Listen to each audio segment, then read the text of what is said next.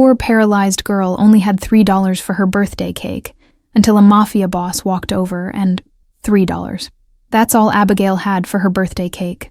The coin sat pathetically on her palm as she wheeled herself into Wilson's bakery, the winter chill following her through the door. Her 24th birthday, spent alone in a wheelchair that had become both prison and identity. 3 years had passed since the accident that severed her spinal cord, stealing not just her ability to walk, but her promising career as a physical therapist. The irony wasn't lost on her. Now she needed the very therapy she'd once provided. The small apartment she called home was as cold and empty as her birthday would be. Mrs. Wilson's face fell when Abigail placed her meager coins on the counter. "What can I get for this?" she asked, hating the crack in her voice. The kindly baker glanced at the small display of cupcakes, clearly calculating what might be possible with such a small sum. The bell above the door jingled, bringing with it a blast of frigid air and the commanding presence of a man who seemed to fill the entire shop. Tall, impeccably dressed in a tailored suit despite the snow, he moved with the confidence of someone accustomed to being obeyed. A small girl clutching his hand stared openly at Abigail's wheelchair.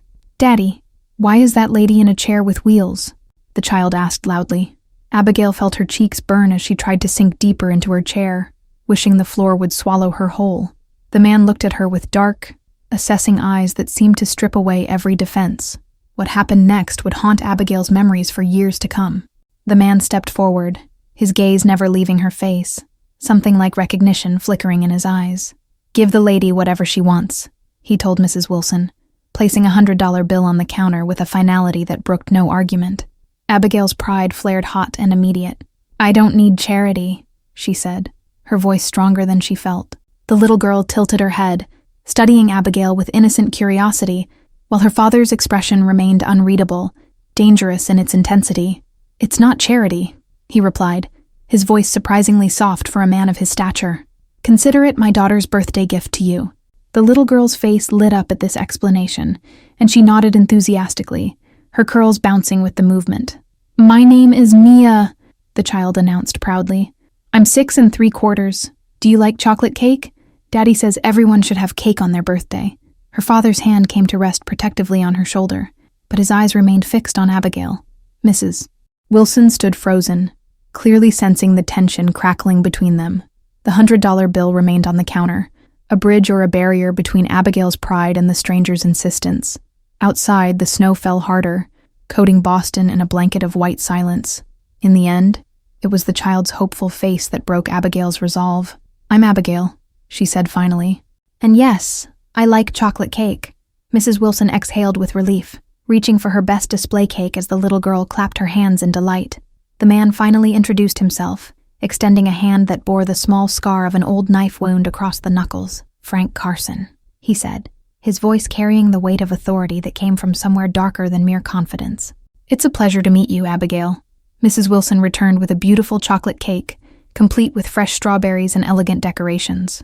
"Your change, Mr. Carson," she offered, but he waved it away. Something in his gesture suggested this wasn't generosity but calculation. As Mrs. Wilson boxed the cake, Frank leaned down slightly. "I never forget a face," he murmured, too low for others to hear, "especially not one that saved my daughter's life." Abigail's blood ran cold as memories flooded back. A hospital corridor, a choking child, a desperate CPR session 3 years ago. The coincidence seemed impossible, yet there they stood, the paralyzed physical therapist who had once saved a stranger's child, and the man who now commanded enough power in Boston's underworld to make people disappear with a single phone call.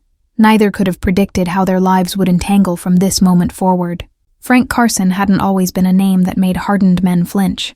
20 years ago, he was just another hungry kid from South Boston, with nothing but ambition and a talent for calculating odds. His rise through the ranks had been as brutal as it was methodical. The Carson Syndicate now controlled most of Boston's waterfront, a business built on protection rackets that had evolved into legitimate enterprises, shipping, real estate, and restaurants that served as perfect fronts. Frank had learned long ago that true power lay in the balance between fear and respect. After losing his wife to cancer 4 years earlier, Mia had become his world, the only person who saw the man beneath the carefully constructed facade. She had nearly died from an allergic reaction during a routine hospital visit, saved only by a quick-thinking therapist who happened to be passing by. Frank had searched for that therapist afterward, wanting to express his gratitude, but she had disappeared. Hospital records mentioned an accident, but nothing more. Until today, when he walked into Wilson's bakery and saw her face, older, sadder, but unmistakable. While Mia chatted animatedly with Abigail about birthday traditions, Frank made a call. His most trusted lieutenant answered on the first ring. "I need everything you can find on Abigail." He paused, realizing he didn't know her last name. A physical therapist, wheelchair-bound. Accident 3 years ago. Within 20 minutes, his phone buzzed with a text. Abigail Porter, 27, former physical therapist at Boston Memorial. Car accident 3 years ago left her paralyzed from the waist down. Insurance settlement depleted by medical bills. Currently unemployed, living on disability and subsidized housing. Frank watched as Mia insisted on helping Abigail cut her birthday cake right there in the bakery, Mrs. Wilson providing plates and forks with nervous efficiency. The older woman clearly recognized Frank, her hands trembling slightly as she served them. The Carson family had protected this neighborhood for years, their methods not always gentle but effective. Businesses like Wilson's Bakery paid their monthly dues and enjoyed freedom from the random violence that plagued other districts. What Frank couldn't explain, even to himself, was the strange pull he felt toward Abigail. Perhaps it was the debt he still carried for his daughter's life, or maybe it was the defiance in Abigail's eyes, something rare in those who knew who he was. "Daddy says we should always celebrate properly," Mia was telling Abigail, chocolate frosting smeared across her cheek. "He says moments matter more than things." Frank's expression softened watching his daughter, the only person who knew the man he might have been.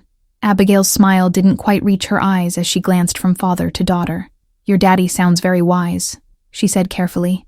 Frank recognized the cautious assessment in her gaze. She was trying to reconcile the man before her with the dark whispers about Carson that floated through the city. She didn't yet realize that his appearance in her life wasn't coincidence, but destiny reasserting itself. Frank believed in debts, paying them and collecting them with equal fervor. The debt he owed Abigail Porter would be repaid, whether she wanted it or not. Mia's innocent chatter filled the awkward silence as they shared the impromptu birthday celebration. "Do you have any birthday wishes?" she asked Abigail. "Daddy says they only come true if you believe hard enough." Frank watched as something vulnerable flickered across Abigail's face. "I used to wish for different things," Abigail answered quietly, her hands resting on the wheels of her chair. "Now, I just wish for enough." The simplicity of her statement hit Frank harder than he expected, reminding him of his own hungry years before power and money insulated him. As they finished the cake, Frank made a decision. "Mia and I are having a small dinner party tonight," he said, the lie coming easily. "We'd be honored if you'd join us." Abigail's surprise was evident, her fork pausing midway to her mouth. "I couldn't possibly," she began, but Mia was already bouncing with excitement. "Please come. We have a piano and Daddy makes the best pasta ever." Frank watched the internal struggle play across Abigail's face, pride warring with loneliness. The mention of a piano caught Abigail's attention. "You play?" Frank asked, noting the way her fingers twitched slightly. "I used to," she admitted, the words carrying the weight of everything she'd lost. Before the accident. Outside, the snow had intensified, transforming Boston into a postcard scene. Frank gestured toward the window.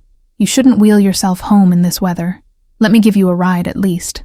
He could see she was calculating her options, each one limited.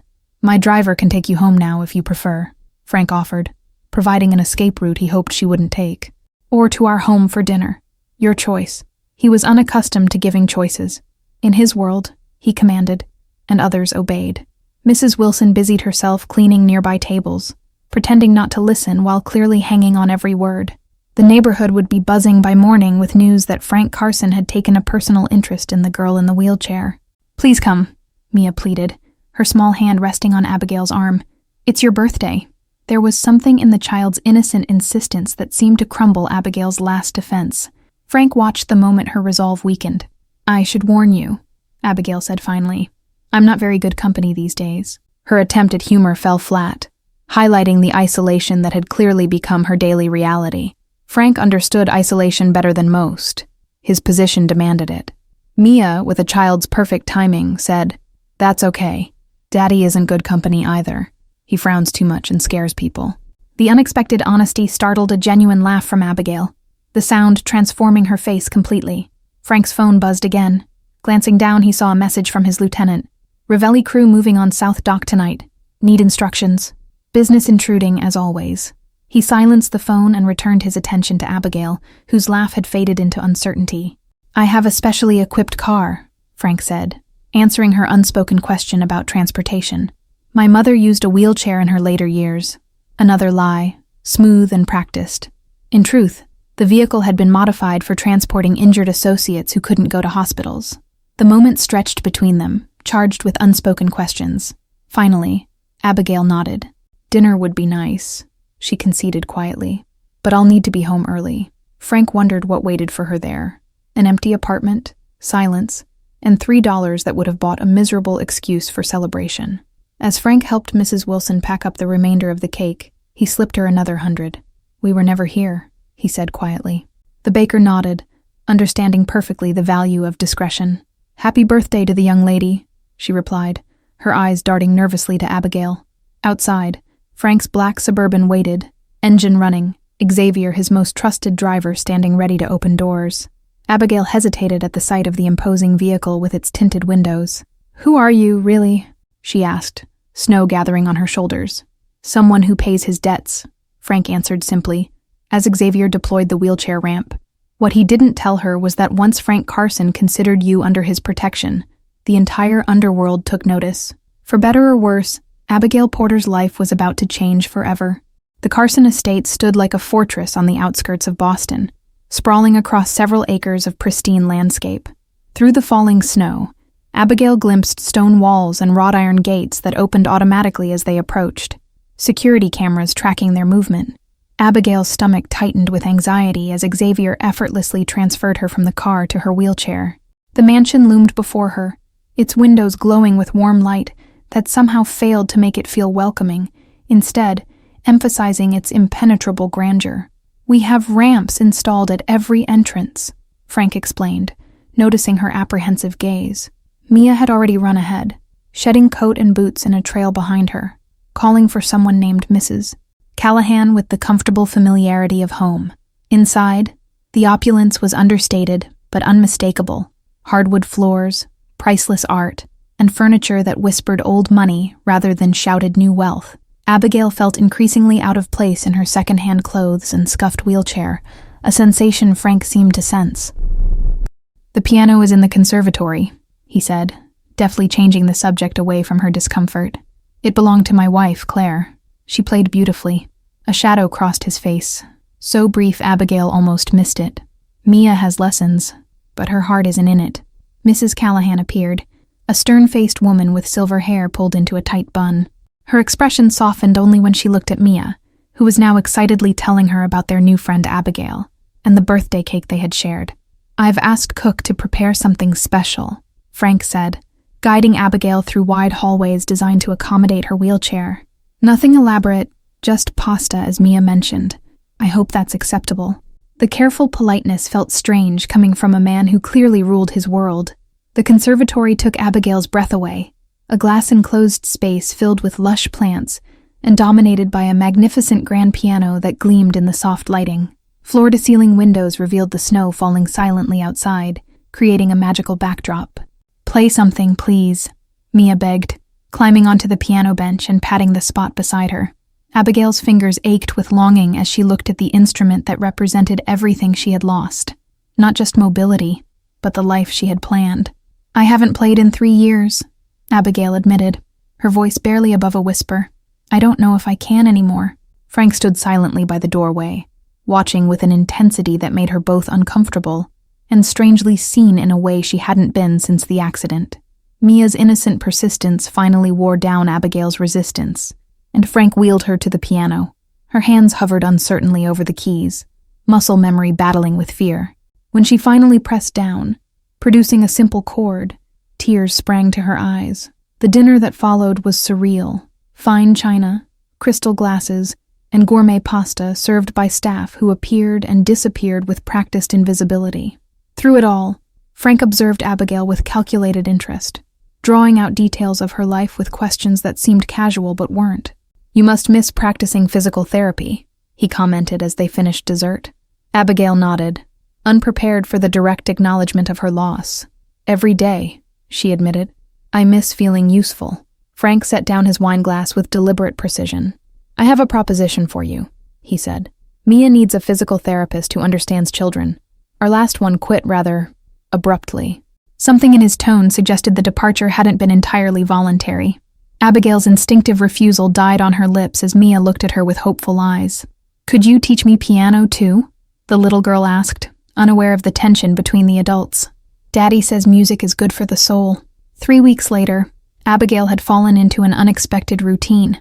Monday through Friday, Xavier would arrive precisely at 9 to drive her to the Carson estate, where she would spend 4 hours with Mia, combining physical therapy exercises with piano lessons that were healing something in Abigail herself. The generous salary Frank paid was already transforming her life. She had moved to a more accessible apartment in a safer neighborhood and purchased a motorized wheelchair that gave her unprecedented independence. Yet questions nagged at her constantly about Frank's true business. Small details had begun to accumulate.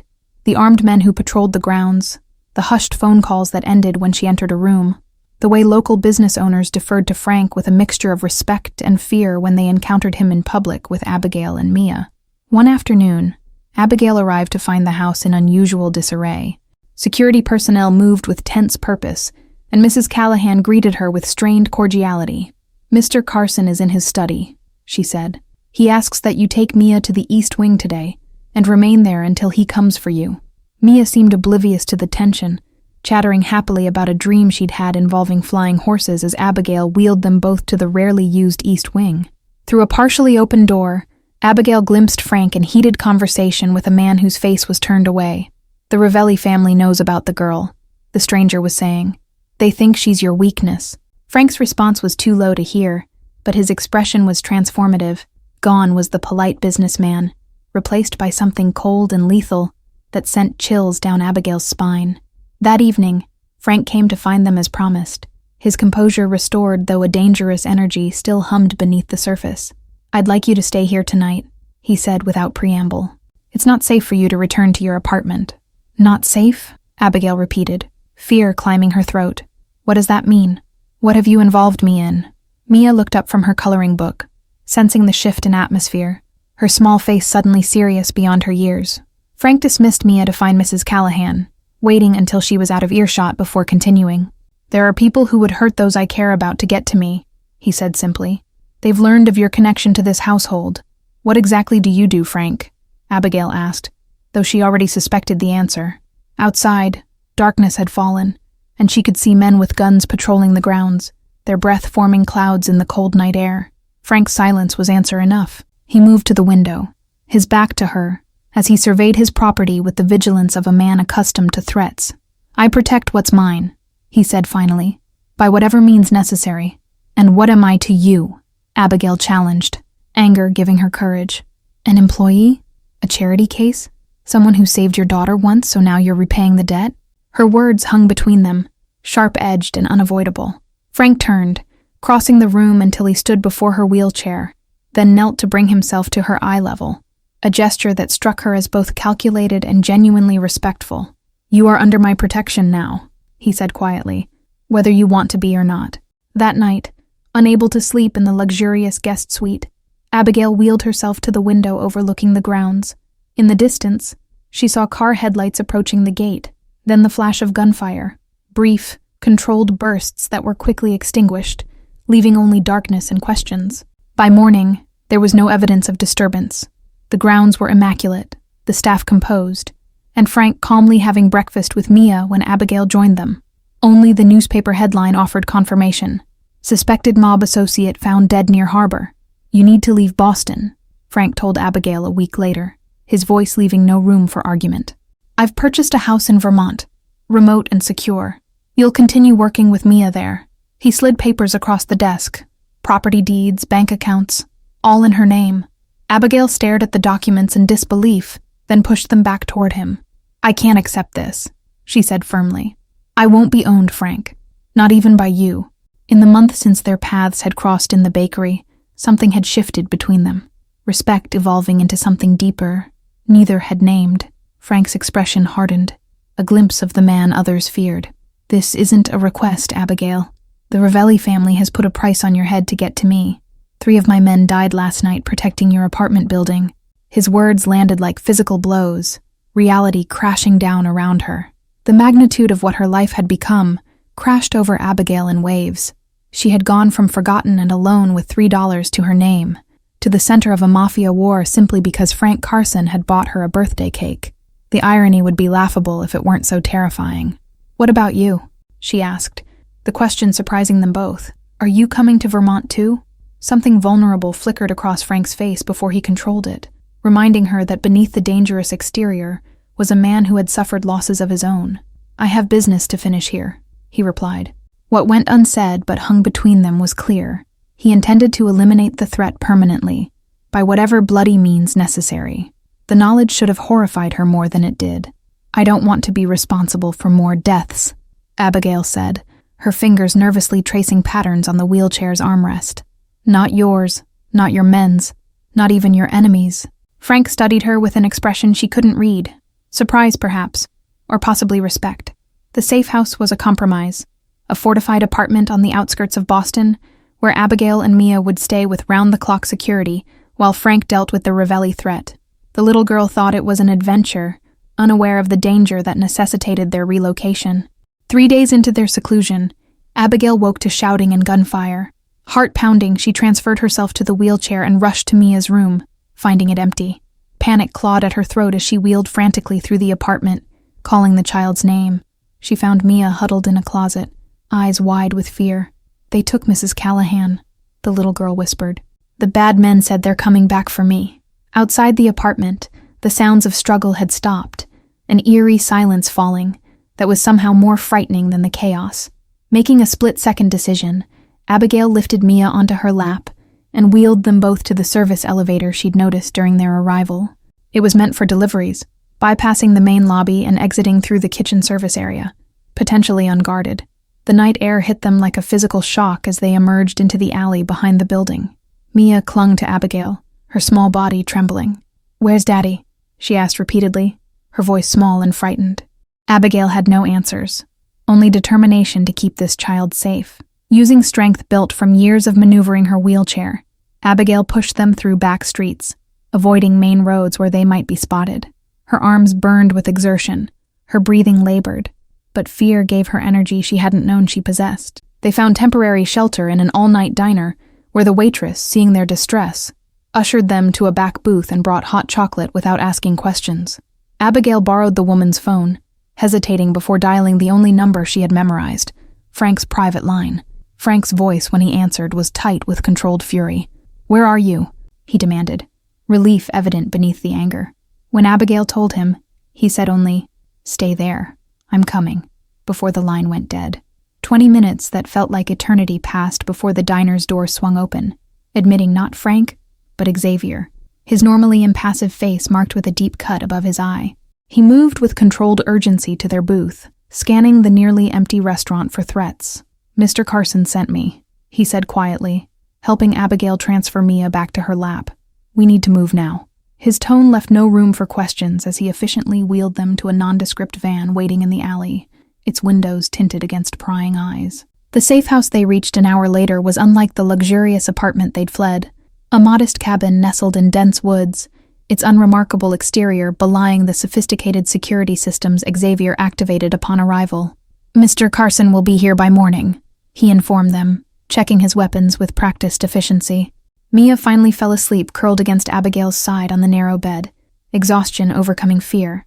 In the dim light, Abigail studied the child's face, struck by how quickly she had come to care for her. Sometimes love arrives in unexpected packages, she thought, smoothing Mia's tangled hair.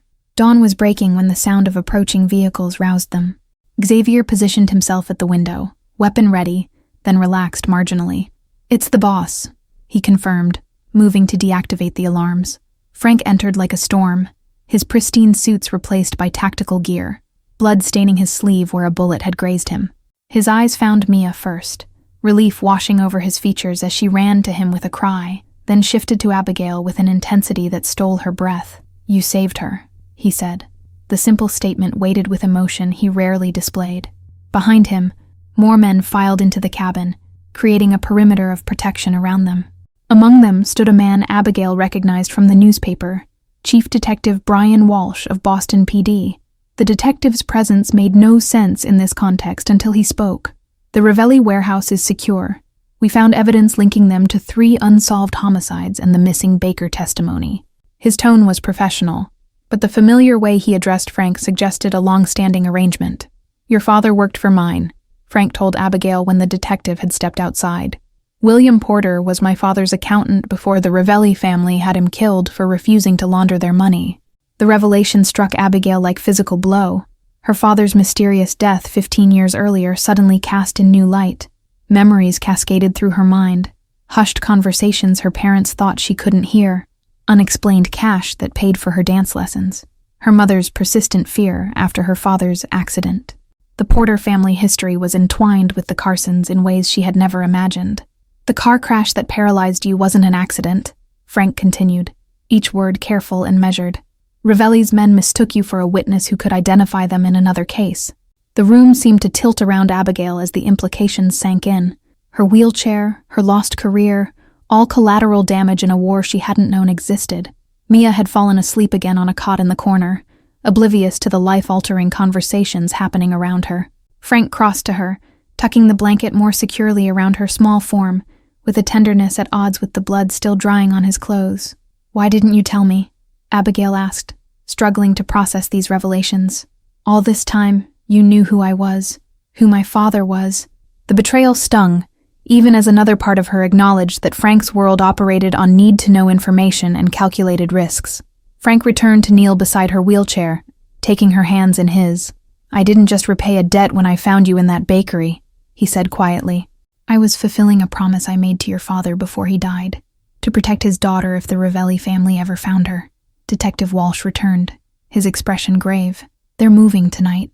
We intercepted communications about hitting the downtown properties. They think you're vulnerable with resources divided." Frank nodded, the mantle of leadership settling visibly over him as he issued rapid-fire orders to his men. 6 months later, Boston had transformed from winter to summer, and with it, the landscape of power throughout the city. The Ravelli family's collapse had been spectacular. Arrests, asset seizures, and a very public trial that dominated headlines for weeks without ever mentioning Frank Carson's name. Abigail sat in the sunroom of the main Carson house, where she now lived permanently as Mia's guardian and tutor, watching the child practice cartwheels on the lawn. The physical therapy had strengthened the girl's coordination immensely, her natural athleticism flourishing under Abigail's guidance. The transition hadn't been easy. Nightmares plagued both Abigail and Mia for weeks after the Ravelli incident. Professional counselors visited the estate regularly, helping them process the trauma with techniques specially adapted for Mia's young mind and Abigail's unique perspective. Local newspapers had run speculation about the mysterious woman now residing at the Carson estate, theories ranging from distant relative to secret lover. Frank had neither confirmed nor denied any rumors, his silence creating a protective bubble around their developing family unit. Abigail had discovered unexpected strength in her new role, advocating fiercely for accessibility improvements throughout Boston's public spaces. Her medical knowledge combined with personal experience made her arguments impossible to dismiss, especially when backed by the Carson name and resources. The piano had become their shared language, a form of communication beyond words, where emotions too complex for speech found expression. Evenings often ended with Abigail playing while Frank listened, his usually guarded expression softening into something vulnerable that only she was privileged to witness. From her wheelchair, Abigail sifted through applications for the Porter Carson Foundation, her brainchild, funded by Frank, but bearing her father's name alongside his. Its mission was providing support to victims of violent crime, especially those with spinal injuries requiring long-term care and rehabilitation. The foundation had given Abigail purpose beyond anything she'd imagined that lonely birthday 6 months earlier. Using her medical background and personal experience, she had created programs that addressed both physical and emotional recovery, filling gaps the healthcare system routinely ignored. Frank entered silently, a habit that once unnerved her, but now felt familiar. His business had shifted dramatically, the illegal operations dismantled or transferred to legitimate enterprises. His influence redirected toward community development projects in South Boston, where he'd grown up poor and hungry. "The renovations are complete," he announced, handing her photographs of a state-of-the-art rehabilitation center downtown, built with foundation funds and staffed by the best therapists in New England. The Porter Wing opens next month. The naming was his idea, a public acknowledgement of her father's sacrifice. Their relationship had evolved cautiously, neither rushing toward definitions or declarations. Frank respected her independence fiercely, never making decisions for her even as he provided resources that expanded her possibilities. For her part, Abigail had stopped flinching at his darker aspects, understanding the complex man beneath. "Mrs. Callahan needs your approval on the gala menu," Frank said, changing subjects with characteristic abruptness. "And Mia wants piano lessons after dinner." The domestic normality of these concerns contrasted sharply with the armed guards still patrolling the perimeter of the property. Some threats remained, though diminished. Frank's legitimate businesses flourished, his political connections deepened, and rumors persisted that he might eventually run for mayor, a development that would have seemed ludicrous a year ago, but now felt strangely plausible. Xavier appeared in the doorway with a familiar box from Wilson's bakery. "Mrs. Wilson sends her regards," he said, placing the package on the table. Inside was an elegant chocolate cake, identical to the one Frank had bought for Abigail on that snowy day that changed everything. "It's tradition now," Frank explained with a rare smile. "Every month on your birthday date, we celebrate another month of our strange family." Mia had spotted the cake and came running, her face lighting up at the continuation of what had become her favorite ritual. Later, as they shared the cake, Abigail reflected on how completely her life had transformed. The lonely woman with $3 for her birthday cake now directed a multi-million-dollar foundation, lived in a mansion with round-the-clock security, and had found family in the most unexpected places. "I have something to show you," Frank said after Mia had gone to bed. He guided Abigail's wheelchair to a room she'd never entered before, his private study. On the wall hung a single photograph, William Porter with a much younger Frank, both smiling, arms around each other's shoulders. "He saved my life once," Frank said quietly.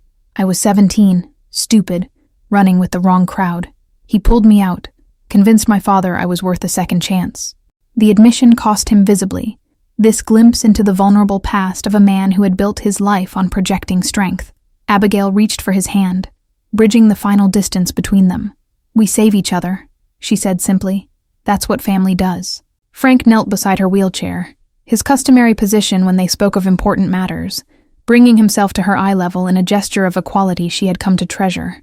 1 year to the day after their first meeting in Wilson's bakery, Frank and Abigail stood, he literally, she in her wheelchair, before a ribbon stretched across the entrance of the newest Porter Carson Foundation building.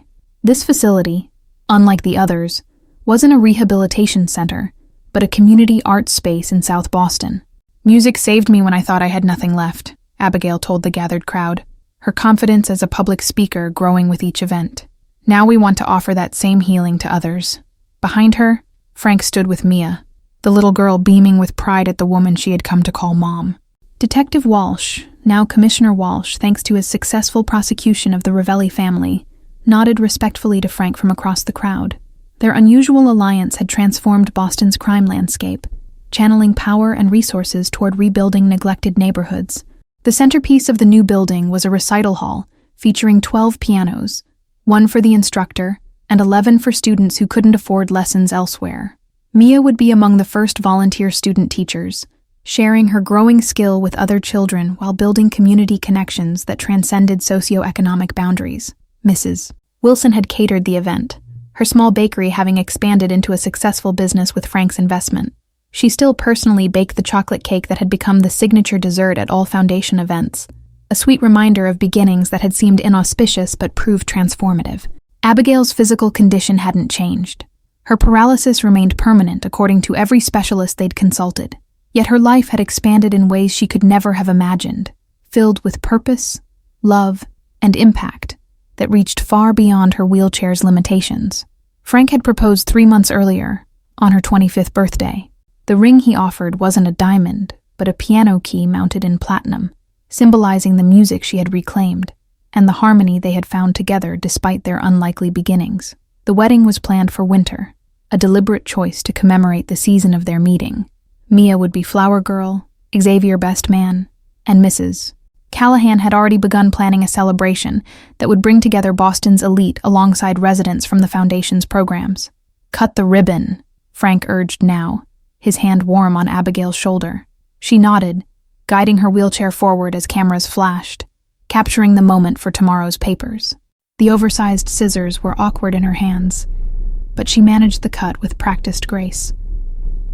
Inside, children from the neighborhood waited excitedly for their first glimpse of the facility that would become their artistic home. Many came from families that had once feared the Carson name, now beneficiaries of its redefined legacy through scholarship programs and community investment. Former rivals who had survived the power shift approached Frank cautiously at these public events, offering allegiance in exchange for inclusion in the new order. Abigail watched these interactions with newfound understanding, recognizing the delicate diplomacy required to maintain peace without weakness.